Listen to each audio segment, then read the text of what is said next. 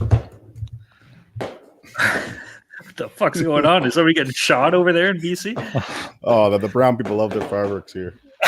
All right, everybody. Welcome to the Hockey Gambling Podcast on the Sports Gambling Podcast Network. My name is Talon Jenkins. Joined with our hosts, we got Ryan Gilbert and Joel Meyer. Gentlemen, how are we doing on this spooky Halloween episode here? I'm doing good. I got my gritty headband on, my gritty costume on. Doing good. It's weird only having 2 games on a Tuesday here, but Halloween, trick-or-treaters, all the kids out there. So hopefully everyone had a happy Halloween. Maybe that's why they call it Tuesday. Ooh, Tuesday. Yeah, I like it. I'm doing all right. I'm surviving. I'm kind of a Grinch of Halloween. I'm not a big fan of this holiday. Kids having fun and all that, but it's not for adults, right?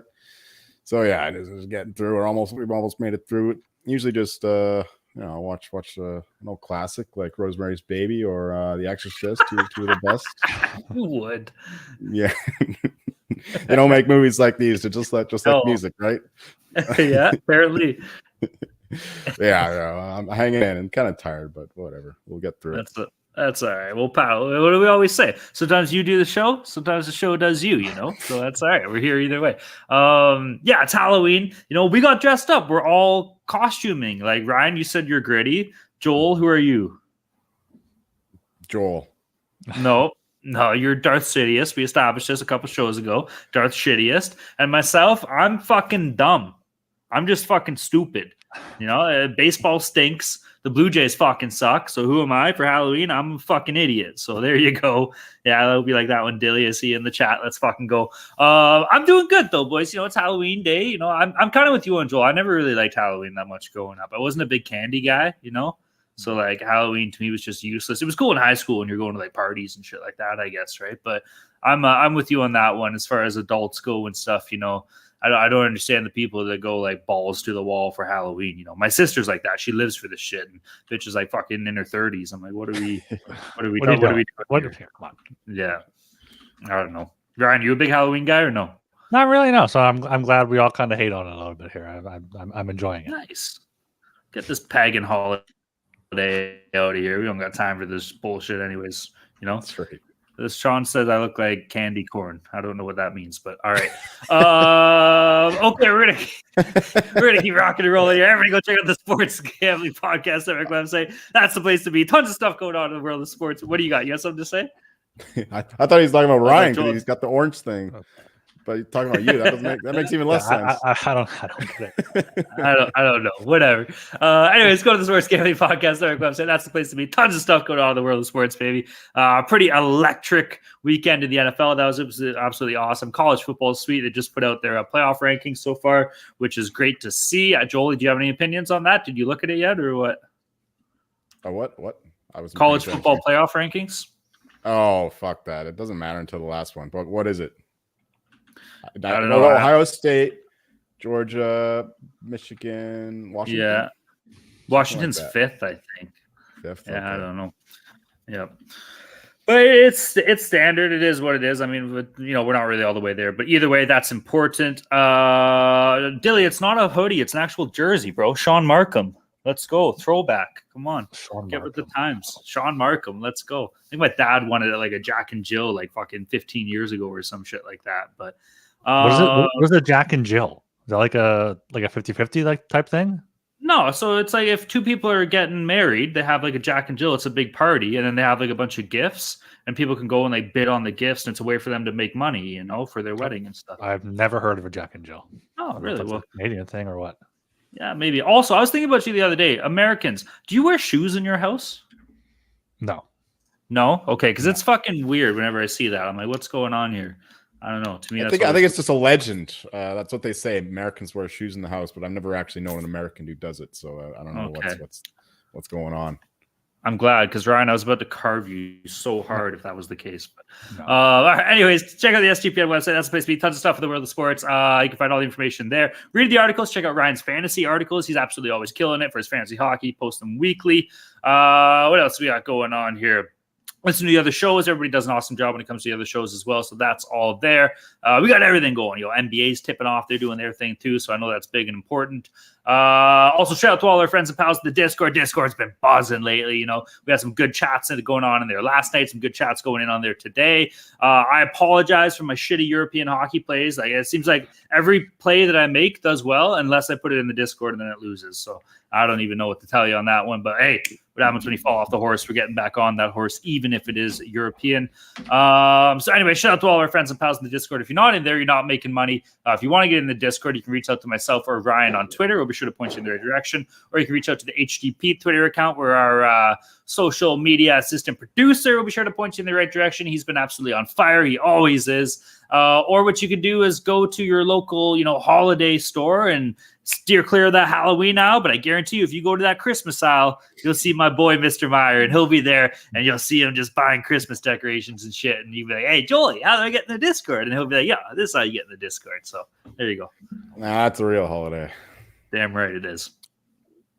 Yeah, follow us on Twitter at HockeySGPN. Get in that Discord and make sure you're subscribed to the Hockey Gambling Podcast, wherever you listen to your podcasts.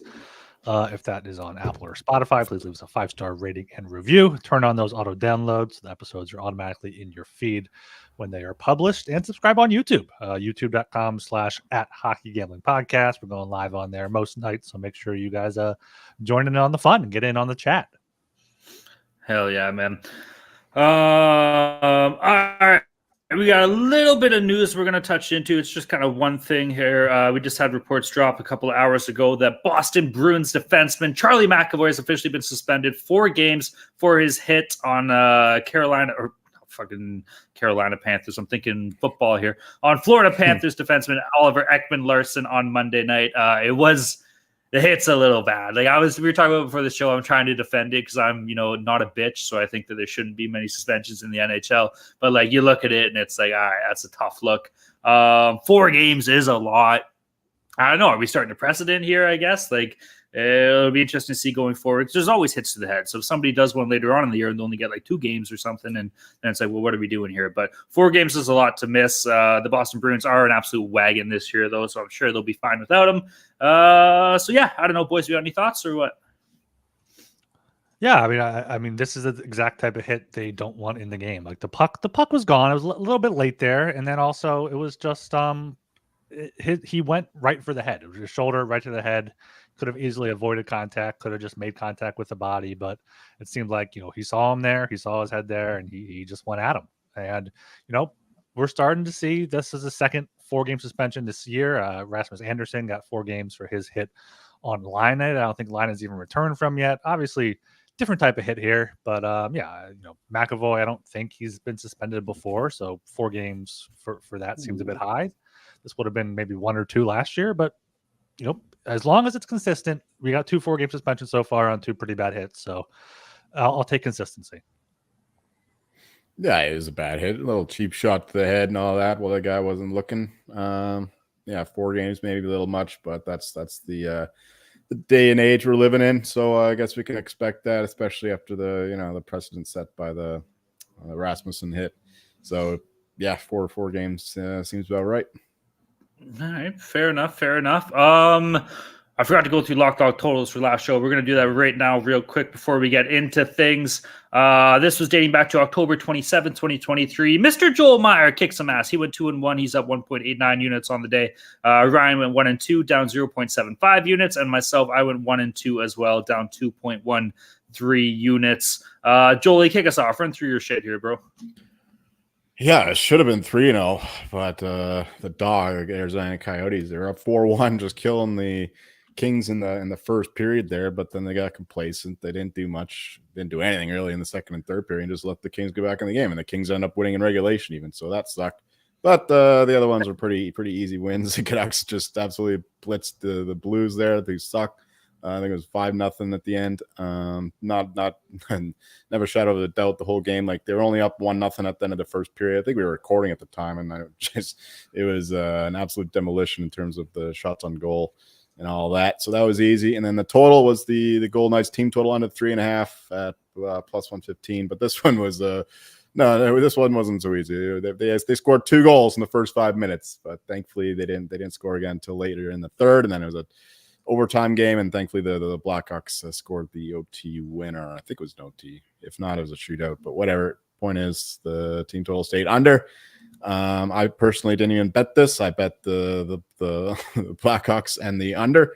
So thankfully, at least the Blackhawks money line came through, because the under probably wasn't a good bet in the end. Yeah, that was my total. Chicago Blackhawks, Vegas Golden Knights under 6 at -112, 4-3 final. So just lost that one. My dog was the Buffalo Sabres +160 at the New Jersey Devils. I think the Sabres scored first in that game. I think they had another 2-1 lead, tied it up late, but fell in regulation. And then my lock, the Sharks team total under 2.5, -160. They got shut out 3-0. They've still only scored more than 2 goals, more than 1 goal in a game one time. Yeah. So 1 and 2 hit my lock, but I can't hit my dog or total to save my life.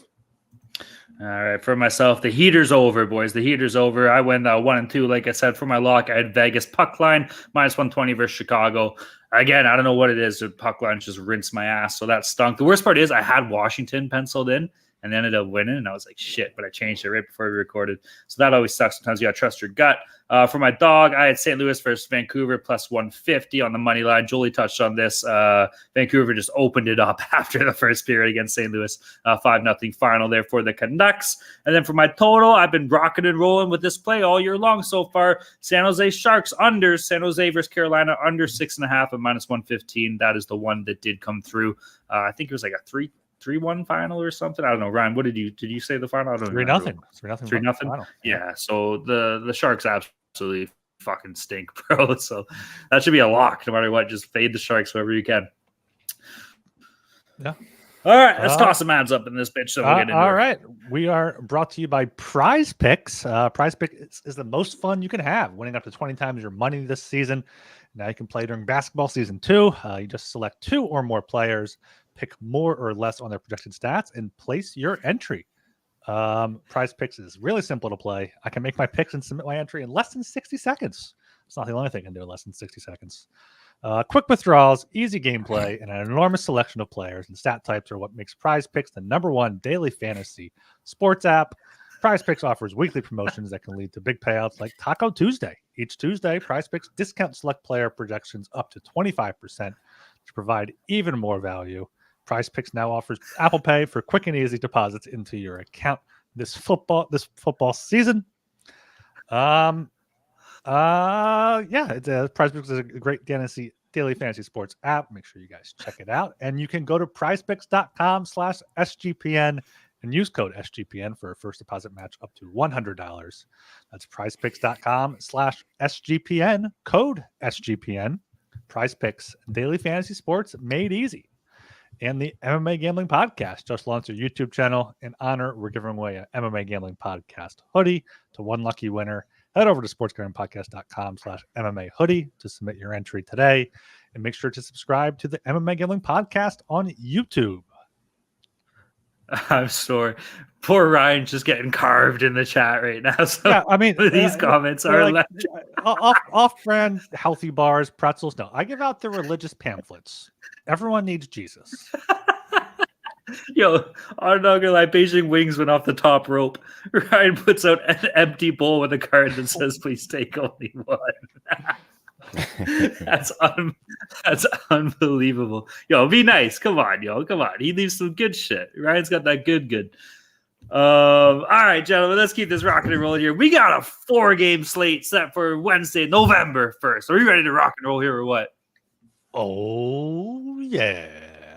All right. First game on the docket at the 7 p.m. time slot. We got the Buffalo Sabres against the Philadelphia Flyers, baby. Game itself is in Broadway. Buffalo on the money line sitting at -115. Philly on the money line at -105. The over-under is at 6.5. Over paying off -135. The under +114. Mr. Gilbert, take it away here, buddy. What do we got going on? It's on Broad Street, not Broadway, first of all. What did I say, Broadway? You said Broadway.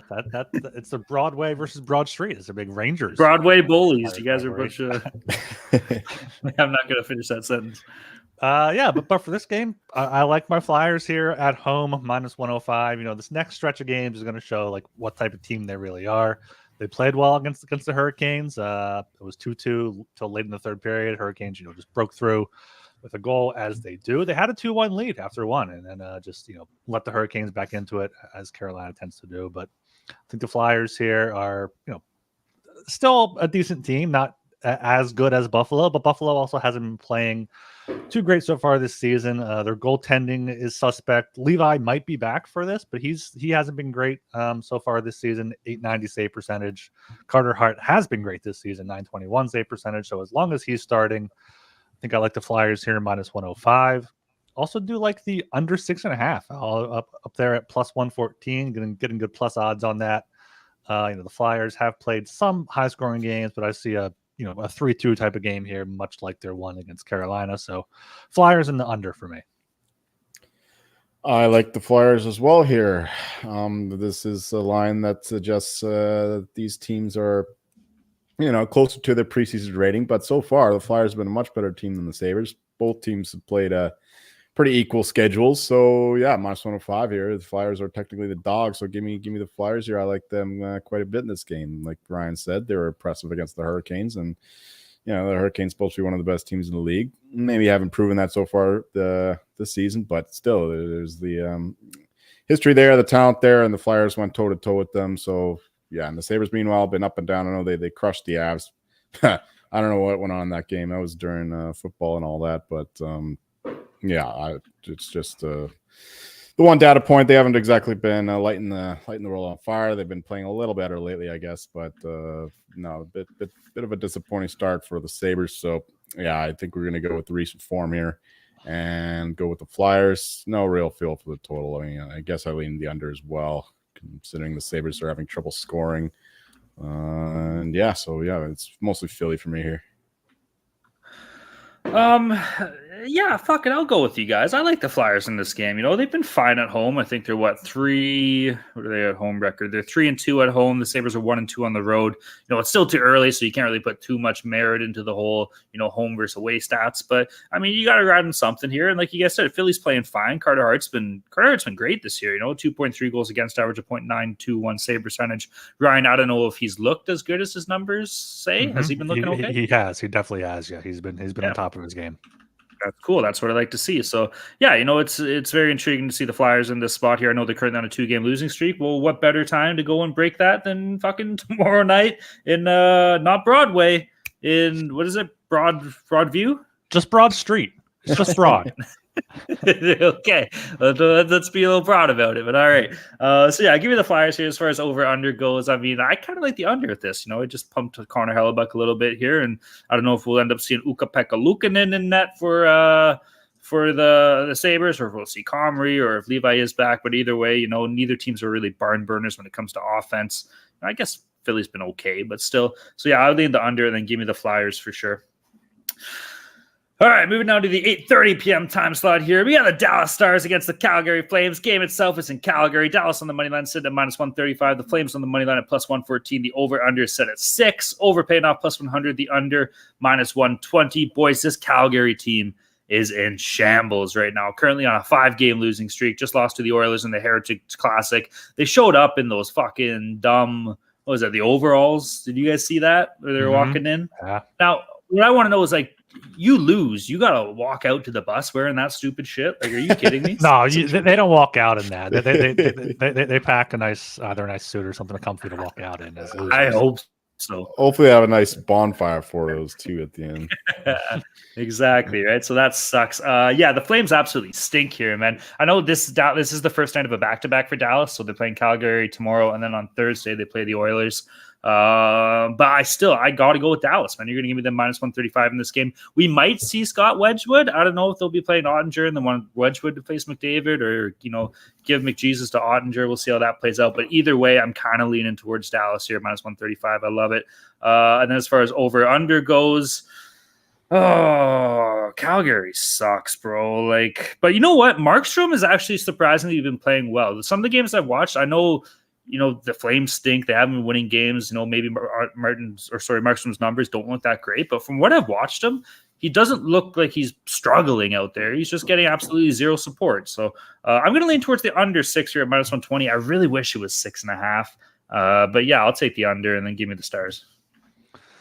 Yeah, looking at his goal save above expected, Markstrom is positive at I think 1.6 there, so it's that's fine. And yeah, for the Stars, Jake Ottinger is my Vezina Trophy winner right now. He's been great, but this line's low because it is a back to back, and Scott Wedgwood has not nearly been as good. So I love the Stars here. If it is Ottinger playing, I think if he's confirmed, you'll see this line definitely skyrocket to at least minus 150. And it might be worth it at minus 135 just to kind of lock that in because the Stars are such a solid team. They have the best expected goals 4% in the league at 58.37. Meanwhile, the Flames are down there at 14th at a 50.95%. So respectable, but this Flames team just cannot score. So I was looking at even a Flames team total under 2.5. They've only scored more than 2 goals in one of their games so far this season.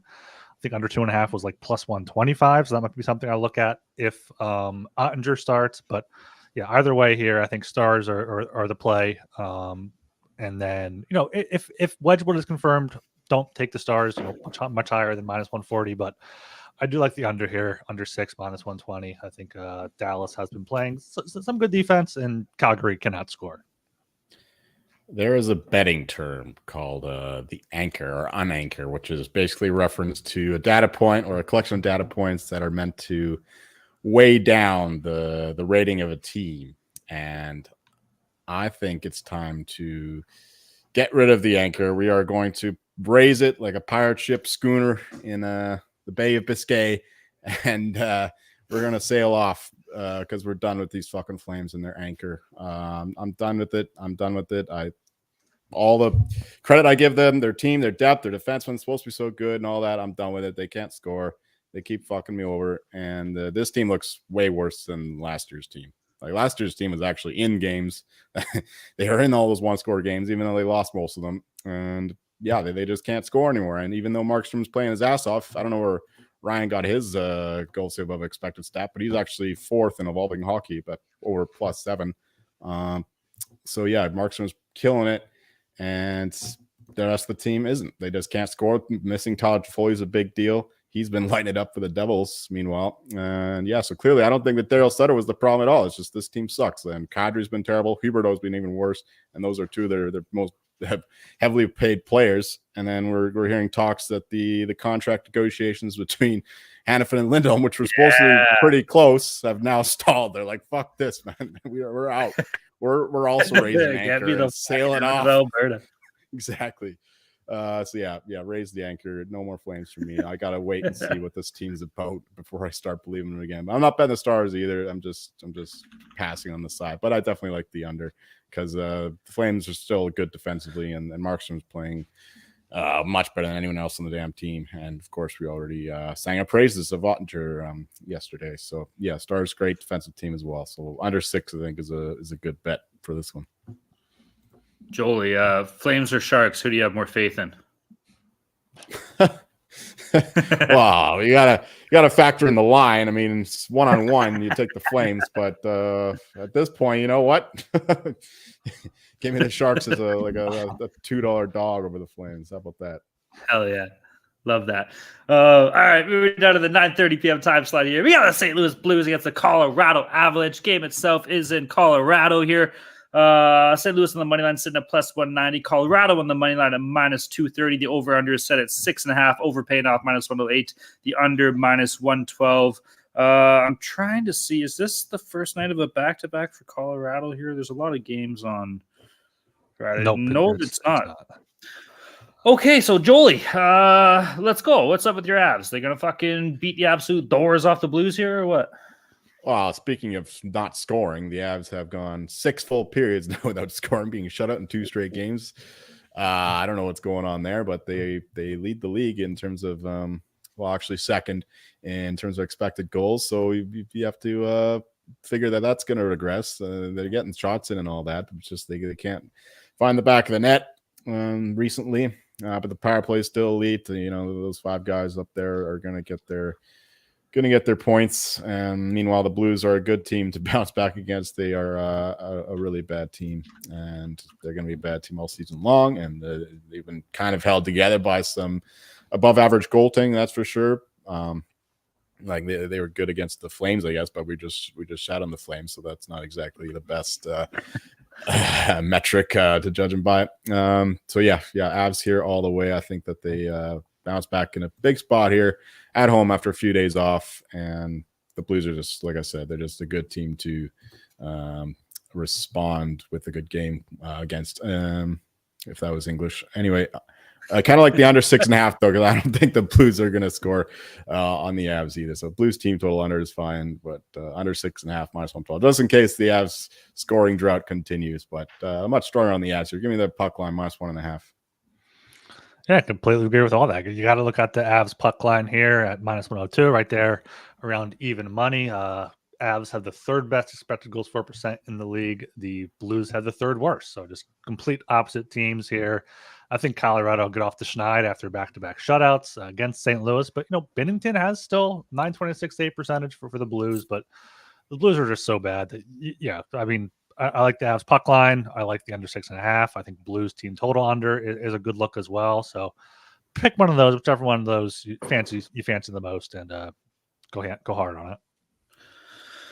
Yeah, I was leaning towards the puck line at minus 1.5 at minus 102. However, there's some fucking fish that told us we're not allowed to talk about puck lines anymore on the show. So I guess I'm gonna. That was like 2 years ago. I'm gonna lean like more. I'm going to lean more towards Colorado in regulation here. This team's been absolutely sick at home, too. They're 2-0-0. I am seeing that Ivan Prosvetov is expected to get the start here for Colorado. I don't know if I don't think it's been confirmed, but that's just what I'm reading. This kid has gotten lit up his entire career. Now, he did spend, I think he's only played like 14 games, but he was in Arizona. So, take that with a grain of salt, I guess. But I think this is a win-win spot for everybody involved. St. Louis is a team that hasn't been able to score much this year. They're only averaging 1.86 goals for per game. Why don't they go in and light up this fucking Russian so they bury a couple? And then Colorado, like Julie talked about, they got shut out in the past 2 games. Well, let's go pop in 5 or 6 on St. Louis here, So I still got the Avalanche winning this game. So I'll take them in regulation, whatever it's paying off. Couldn't find it anywhere, but I'm sure it'll be posted tomorrow. And then I'll take the over in this at 6.5 if we got the young shitty Russian in net. And then, I think Binnington's got to come back down to earth a little bit here. We've been saying that the past couple of shows, and we saw them, maybe not him, but we saw St. Louis as a whole give up a 5 spot the other day. So, yeah, give me the over, give me the Avs. Yeah, I guess Georgiev can't play every freaking game this year. This is the first time he's taken a break, if indeed he does give up the backup spot tomorrow. And Francouz or France, was it France? How do I always fuck it up? Francouz? I think it's Francouz, but it's still a mystery to me too. Yeah. I feel like it changes every couple of months. Yeah, I think so too. Is he still on the mend? He's still injured? He's still on the mend. Yep. He'll be back soon enough, I hope. Okay, cool. All right, let's move down to the 10 o'clock time slot here. Last game on the docket. We got a burner here, boys. We got the Arizona State University Coyotes against the Anaheim Ducks. Game itself is in Anaheim at the Quack Palace. Arizona State University Coyotes on the money line at minus 125. Anaheim on the money line at plus 105. The over-under is at 6.5. Over sitting at minus 112. The under minus 108. I am all over Arizona in this game. This team has actually been good to us so far. They're only 4-4-0 to start the year. The Ducks are 5-4-0, so I don't know how I feel about that, but I am seeing Lucas Dostal is expected to start. He has actually been fucking sick. He's 4-1-0. Holy shit, I didn't know that. Okay, well, fuck, that changes everything. The Ducks are at a 4-game heater? The Ducks are good. Fuck this. I'm quacking. Give me the Ducks. I'm changing my pick. Give me the Ducks plus 105 here. Let's go Dostal. Let's go Ducks. Let's hit 5 in a row. Why the hell not? Haven't really been that great at home. 1-2-0, but who gives a shit? And then you got the Yotes, and they're just fucking ugly. So yeah, give me the Ducks. Let's have a good time tomorrow night. Let's get these quacks going. And then obviously Anaheim over under. Shit, bro. Give me the under. Like, the Dostal's been lights out. 4-1-0, 2.79 goals against average, a .921 save percentage. The Ducks are third in the league. They're averaging 3 goals against. They're tied for 12, so that's fine. And the Yotes are tied for 7th with 2.63 goals against per game. So, shit, yeah, I think the under has some wheels here with their boy Vajmilk and Dostal. So, hell yeah, give me the under, then give me the Ducks. Yeah, the Ducks are good. They've won 4 in a row here against good teams on the road. Well, three against good teams, and then they also beat the Blue Jackets. Blue Jackets, Boston, Flyers, Pittsburgh there. Penguins just blowing a 5-on-3 chance, giving up a shorthanded goal with 10 seconds left was fantastic. The Ducks to win that one last night. But yeah, Arizona, big showing against Chicago at home, 8-1. But looking at their wins, they beat the Blackhawks. They did beat the Ducks last week in Arizona, but the Ducks did outplay them according to shot total. Also beat the Blues. So both teams have 5-4 wins, but Coyotes are against much lesser teams. Anaheim's looking good. They're having everyone click here. And yeah, Dostal might be good enough to the point where they look to trade John Gibson finally to a team that needs a goalie, because we know there's plenty of those teams out there. So give me the Ducks here. Quack plus 105 at home. Yeah, they've been winning these games on the road, but a few of them have been quite fortunate, like Ryan was implying there with that 14-second tying goal against the Bruins, then winning it in the overtime period. Bruins outplay them there, and then they somehow beat the Penguins, even though they had to survive a 5-on-3 and then scored with the 11 seconds left or whatever it was. So a little fortunate. Now they're coming back all the way to the West Coast after all that time spent on the East Coast, and just 2 days later, that's not a good spot. And meanwhile, the Coyotes just came off of a demolition against the hapless Blackhawks. So I love the Coyotes here. The Coyotes are a much better team, and no, bad spot for the Ducks, especially with Dostal in that. I'm not a believer in him. Very small sample size so far. The Coyotes goaltending is not great either. So I think that, and these teams just played recently, like a little over a week ago, I think it was, and the Coyotes just won 2-1. I think in a pretty closely fought game, but I think that this one opens up, considering the spot and considering the Coyotes have just been more impressive as a whole. But I kind of like also for the total, over 7.5 at about 2-1 there. I think that we could see a wild game pop up. These teams do not like each other, and when that kind of thing happens, there's going to be lots of penalties. It's going to be sloppy hockey. So you can even ladder it up if you want. I think that this could be a wild night at the Quack Palace. You're gonna see some leaky vag milk all over the place. Is that what you're telling me? Yes, that too. Yeah, he hasn't been great. All right, that's it. We got any consensus plays? We're all on the Flyers, minus 105. We're all on the Stars Flames under 6, provided that Ottinger starts, and then we all like the Avs puck line, minus 102. All right. Fuck yeah, that sounds good to me. Yeah. Hopefully those are some Hall of Fame bets, and we're brought to you by Hall of Fame Bets. Win bigger by betting smarter this season with Hall of Fame Bets, the sports betting analytics platform for parlays, player props, and game lines. Research every bet with historical stats and data. You can enter any parlay idea into Hall of Fame Bets revolutionary parlay optimizer tool to hit rates broken down by leg, as well as an expected probability for the entire parlay. Sort all players by hit rate for any bet to learn which players are hot and which picks have value. Stop betting in the dark and join over 30,000 users researching with Hall of Fame Bets to craft more intelligent, data-driven parlays. Download the Hall of Fame Bets app or visit HOFBets.com and use code SGPN to get 50% off your first month today. Start researching, start winning with Hall of Fame Bets.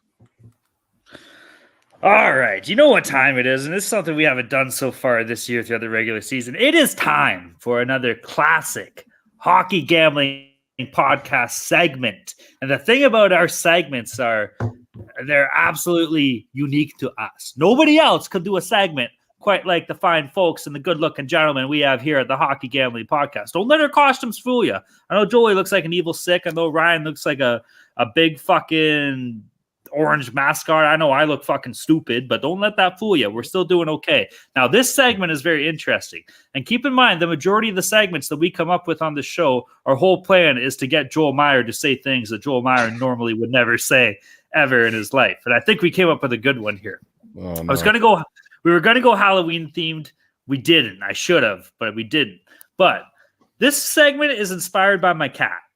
So you know how sometimes like you got a cat, Ryan, you'll like this, you'll know this. So you know sometimes like you go to pick them up a little bit and you can get either two things. You can get either, you can get like a struggle, like they'll be struggling a little bit, maybe they don't really want to get picked up right now.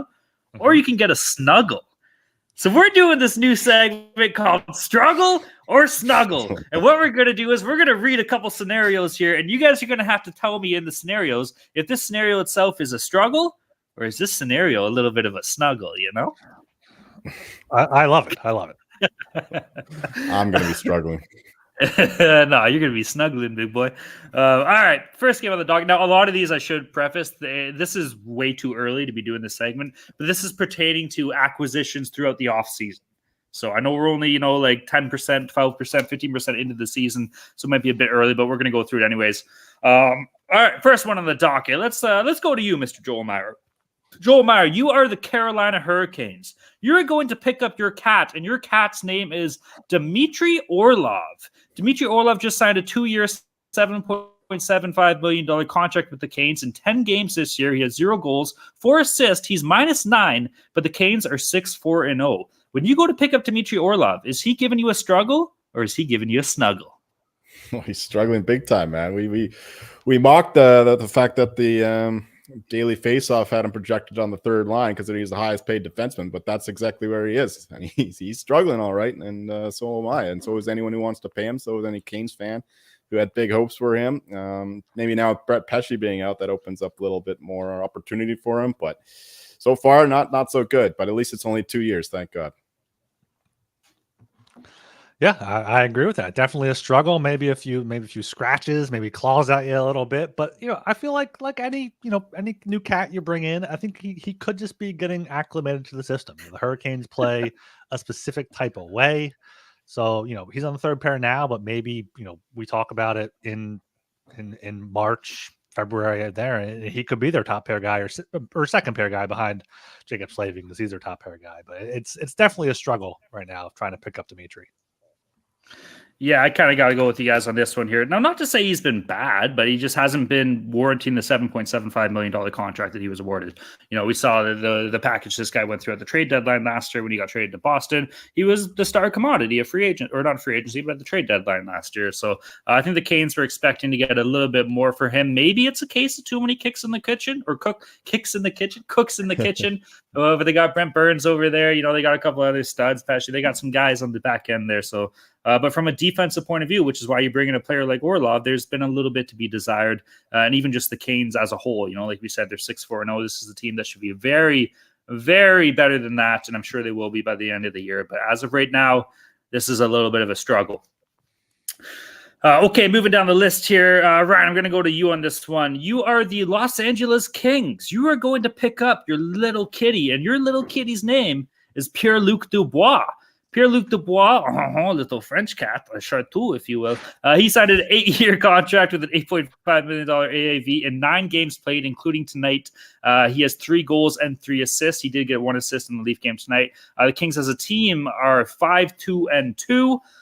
Currently. All right, Gilbert, you're going to pick up Pierre-Luc Dubois. Is he giving you a struggle or is he giving you a snuggle? I'm going to lean to the snuggle here, but there are some caveats here. It's because he's getting along with the fellow cats. There's 3 strong cats down the middle. He's fallen in line with, and he's just him, Kopitar, and Dano are all playing very well. They were talking about in the broadcast tonight how even throw in Blake Lizette, and they have possibly the 4 best center depth in the league, which is very much by those top 3. But yeah, they got Dubois. That's what they needed. He's not going to be a goal scorer or put up a ton of points. 60 points seems to be his ceiling last year with the Jets. So he's pretty much on pace for that, maybe a little bit less. But yeah, I think it's going to be a snuggle there with Pierre. For sure, yeah, he's looked better already. Whoa, Jolie, you got to say it. I guess we're snuggling. We're snuggling old PLD. It sounds like a disease, but we're snuggling with it.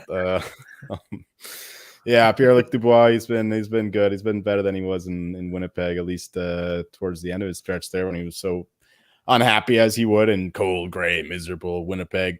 But no, he's living it up in LA. And so far, he's worth the dollars. He's going to be there for a long time, so I hope that he, stays happy for the LA Kings' sake. But so far, so good. He fits in with their style of play, so it makes sense why they shelled all that out for to trade for him. Yeah, I agree with you guys. When I think of pure Luc Dubois, I think of picking him up and giving him a big old snuggle with the way that he's been playing. You know, there's a certain asshole Bruins and Sens fan in the Discord that was telling me that pure Luc Dubois stinks. Well, he's proven that maybe he doesn't. And Ryan brought up a good point. He's playing well with his other kiddies here, so that always helps the cause.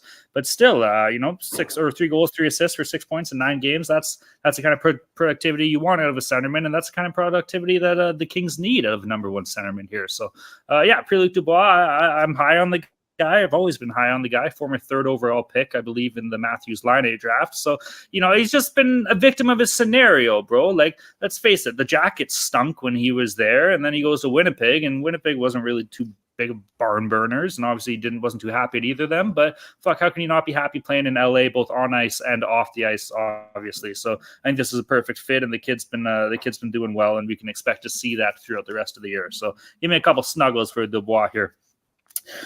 All right, this one I'm going to my boy Joel Meyer because I know he'll love it so much. Mr. Joel Meyer, you are the Pittsburgh Penguins. You are about to pick up or maybe drop kick your cat, and your cat's name is General Manager Kyle Dubas. We all know Kyle Dubas' work in the offseason there with the acquisitions of Erik Karlsson. He made a couple other deals in case this with a few other guys here, signing some goalies and some players. The Pens are currently 3-6-0. They are last in the Metro. They're averaging 2.89 goals for per game and averaging 3.22 goals against per game. Joel, you're going to pick up this little kitty named Kyle Dubas. Is he giving you a struggle or is he giving you a snuggle? Do I have to pick him up already? I mean, he just arrived, and I'm not comfortable. He looks kind of rabid. I know where he's been up there in Toronto. I don't know what he's got, what he brought with him. Might need to get him vaccinated and stuff first. But I'm not picking him up because it's too early. You can't judge a general manager on one off season. So we know what he did in Toronto. I can judge him for that. But so far in Pittsburgh, this is a president and general manager we're talking about here. Get it right. Even worse. All right. If you absolutely forced me, I guess I would snuggle just because he's going all in with these old guys. He can't bring it down. You gave Crosby, Malkin, Letang, Erik Karlsson, and that's just I don't know, a show of loyalty to what they've done for the organization for so long. And then they want to continue winning games, winning cups. So yeah, going out and getting the Karlsson is a huge coup, I guess, for that purpose. But it hasn't worked out so far. But it'll take some time, I guess, to familiarize themselves with each other, and that's when we can really judge him at the end of it. But for now, I guess I would stay away. But if you just fucking push me on him and force me to pick him up, I guess I would have to snuggle poor Kitty Dewis. I'm going the opposite direction. I'm going with the struggle. The only cat that could pick up and snuggle Kyle Dubas is Kyle Dubas himself. We've seen that he's looking for other cats to play with. He's going to end up just naming himself his own best friend and playing with himself there. But yeah, I mean, Joel said it. He did what he was brought in to do, which I think ultimately is the wrong move by adding these veteran guys around these already aging guys, but. That's what Pittsburgh wanted. That's what they wanted to bring him in for. He went out and got Karlsson. He added these depth pieces, like Lars Eller type, Riley Smith they got. So he went in. He's doubling down on the Penguins' plan, and it's not working out so far. So I think right now it would be a bit of a struggle. I'm leaning a bit more towards the snuggle here, and I'm kind of leaning towards the snuggle for the reasons that Ryan's leading towards the struggle, if that makes any sense. You look at a guy like Kyle Dubas, what did they bring him in for him? What did he kind of do in Toronto?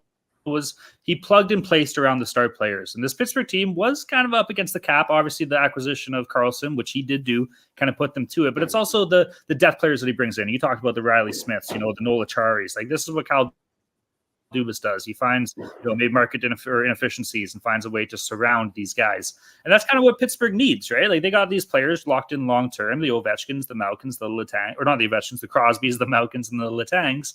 Those are their guys. They're not moving away from them anytime fucking soon. So you got to bring somebody in that knows how to build around them. And like the guy or hate the guy, he does know how to work within constraints salary cap. So I'm going to give him a little bit of a snuggle. Although I'm just telling you right now, maybe my arms are getting a little tired, and this snuggle might change to a struggle pretty quickly. We'll see how things play out. Might change to okay, two more. We'll run through them real strangle. quick here. We're going back to Ryan here. Ryan, you are the Ottawa Senators, you are going to pick up your beautiful kitty, your beautiful, yeah, exactly, your little kitty there. Joonas Korpisalo signed a 5-year, $5 million AAV contract. He's in the first year of that. He is 2-3-0 in 6 starts. So I believe he got pulled in 1 game.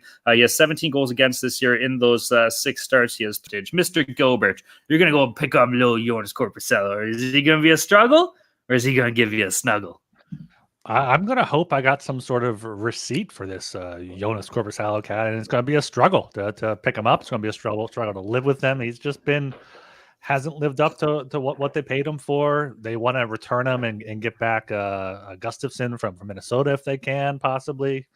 Be a much better cat there. But yeah, Korpisalo, he's stuck there in Ottawa. I praised Ottawa for going out and adding a goalie. It's looking like it may not be the right man. I mean, maybe it's going to take a longer time in the right system, with the defenseman in front of him, learn the shooting lanes and whatnot. But right now, I mean, he's doing pretty much what Korpisalo has done his whole career, which is not what they need in Ottawa.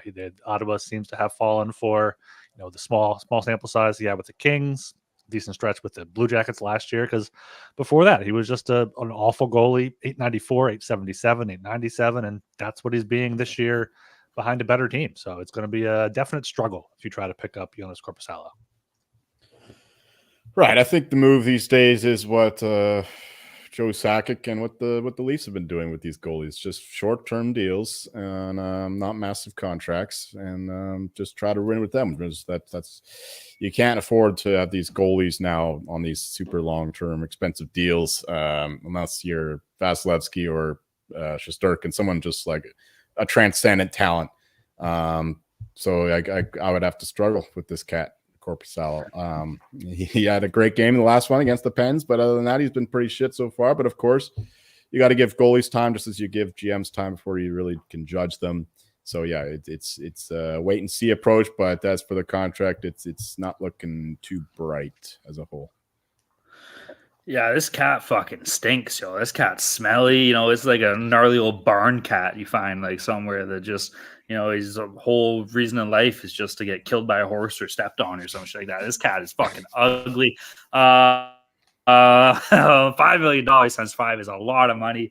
And Joel, you touched on it right there. Dishing out these, maybe $5 million isn't a crazy amount of money, but for 5 years, dishing out this term on these big contracts to these goalies that, maybe they're not proven to be bona fide number 1 starters, or at least, bona fide number 1 guys that'll put you over the hump. And I think this is an issue here in Ottawa. Obviously, it's still really early, so we'll see kind of how it plays out. But yeah, this is a stinky old struggle to the point where you pick him up and you get a little whiff and you're like, get this little fucking asshole away from me, yo. So Joonas Korpisalo, he's a struggle. All right, final one here. Joel, I'm going to you on this one. Mr. Joel Meyer, you are the entire city of Calgary.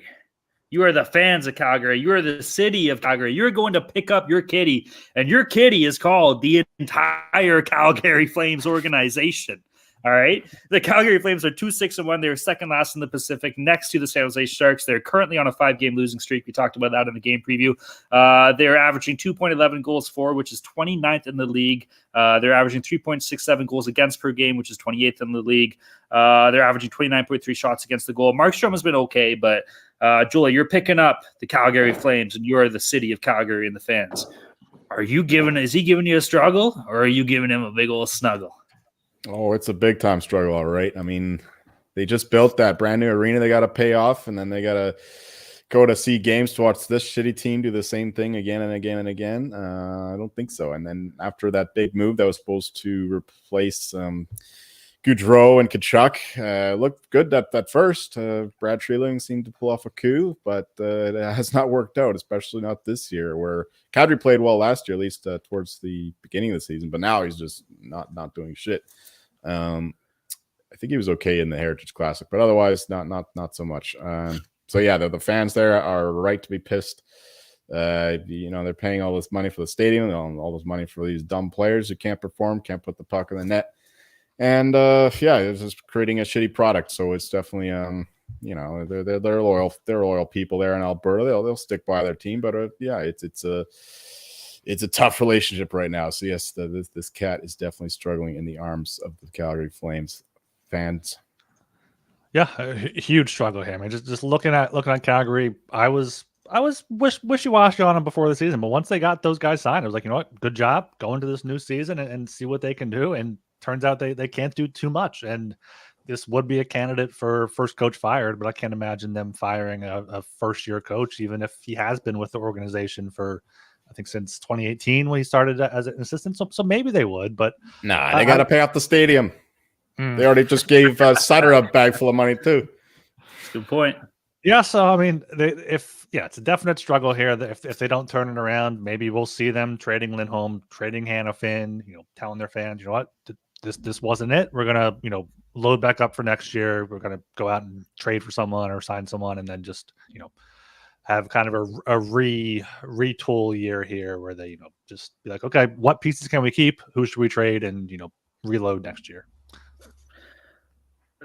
This is an absolute fucking train wreck. What's going on out here in Calgary, man? You got players that are talking shit about other players. You got fucking. It was Daryl Sutter's fault. Well, guess what? He's not there, and you still suck. So whose fault really is it? You got a guy that signed a fucking 8-year contract for over $10 million. Used to be a 100-point player that can't fucking. This guy looks like he's Christ. He looks like he's fucking Ryan out on the ice. Like what are we doing here? Like Jonathan Huberdeau stinks. I don't know what's going on, man. Like, this is as ugly as it gets in Calgary. Like we said, the only kind of thing going on that's good is in the play of, Jacob Markstrom. But other than that, what's there to be happy about in Calgary? If you're a fan, you should be fucking livid, dude. You should be pissed off at this team, pissed off at this franchise. We talked about this in the offseason. There was everybody wants out. Okay, we're going to try and get them to stay. Well, maybe, there's a bit of light, a bit of optimism. Maybe things are going to go good. Well, guess what? They haven't. And they don't show any signs of changing either, man. Like if this 5-game slid, like if this slides into like fucking a 10-game or something, it's going to be a tire fire. It's going to be abysmal there in Calgary, man. So there's no way around it. This is as ugly as it gets. You can say, oh, we're only 10 games in or 12 games in, whatever the hell it is. Well, guess what, man? What else do we have to go on? All right. This team sucks. So yeah, I think this is a massive struggle to the point that you might just be fucking just throwing this cat back in the curb, Say, fuck it, get out of here. You can't snuggle, we can't struggle. Let's just get rid of it all. So move the team to Quebec City. Fuck the Flames. All right. Boys, that has been Struggle or Snuggle. What are our thoughts? Good segment? That was great. That was for the it was one of our better ones. One of our better ones. So yeah, okay. I approve. Anytime I can hear Joel say the word snuggle, that's a win for me, yo. All right, let's wrap this up. That's our show. Everybody go check out the Sports Gambling Podcast every website. That's the place to be. Tons of stuff going on in the world of sports. Obviously, we got the NHL. It's fucking electric. We got the NFL. We got college football. Baseball doesn't exist anymore. I'm stupid. Jays are stupid. If you're a Jays fan, you suck. What else is going on? MMA. Their podcast is doing a giveaway, so be sure to, because they're on YouTube, so be sure to go check that out. Support our boy Jeff Fox. He's an absolute beauty. So yeah, check out all the other shows. Go to the website. You can read all the articles. Check out Ryan's fantasy hockey articles. He's pumping out weekly. They're absolutely sick. And listen to the other shows as well. Shout out to all our friends and pals in the Discord. Discord's buzzing, baby. Discord's always a good time. We got some good discussions going on in there lately, which is sweet. So hell yeah, man. Shout out to all of our friends and pals in the Discord. If you're not in the Discord, you're not making money. If you want to get in there, you can reach out to myself or Ryan on Twitter. We'll be sure to point you in the right direction. You can also reach out to the HGP Twitter account, our social media assistant producer. When he's not roasting all the fucking host on this show, he'll be sure to take some time to point you in the right direction as well. Or what you can do is you can go to the little blankie in the pillow section, and you can find Mr. Joel Meyer, and he'll be snuggling right up in there. And you can be like, hey, Joel, can I give you a snuggle? And he'll be like, yeah, I'll give you a little bit of a snuggle, And then when you two are snuggling, you can ask him, hey, some pillow talk. You can ask with some pillow talk, hey, how can I get in the Discord? And he'll turn to you, he'll put his hand down your thigh, he'll grab you and pull you close, and he'll be like, hey, baby, this is how you can get to the Discord. All right, make sure you're subscribed to the Hockey Gambling Podcast wherever you listen. Come on, you got nothing? No, I'm not saying the word again. We'll hop in there. Joel's all snuggled out. He gets that way sometimes. Yeah, make sure you're subscribed. Also, our last episode of October here, wanted to shout out all the loyal listeners, all the new listeners. This is a record download month for us, so thanks for hopping on board. We're going to keep it going here in November and December as the season moves along. leave us a 5-star rating and review if you haven't already on Apple Podcasts. So I have something to read here at the end of the show, or Spotify. Also subscribe on YouTube. Get in the chat. Chat has been absolute fire tonight, so make sure you get in there. Maybe we'll do like a chat Q&A one night when we have a lighter slate or something like that, if they can keep it within means there. But yeah, make sure you follow on Twitter at HockeySGPN and get in the Discord, sg.pn/Discord. There is a 0% chance of those questions not going off the rails. Like that would just be a shit show. All right, let's end this. My name is Talon Jenkins. You can find me on Twitter at Talon_Jenkins94. I am Ryan Gilbert. You can follow me on Twitter at rgilbertsop. I'm Joel Martin. You'll find me trying to survive these fireworks all night and get some rest. But you know what? The real holidays are coming. That's why I've been drinking Canada Dry, cranberry, ginger ale. This stuff reminds me of Christmas because it only comes out around Christmas. So it's coming. The holidays are coming. No more Halloween. No more fucking fireworks waking me up all night. So yeah, cheers. All right. Hell yeah. That's as about enthusiastic as we're going to get. I wouldn't ask for anything else, baby. Let's go. All right. Thanks for hanging out. Peace.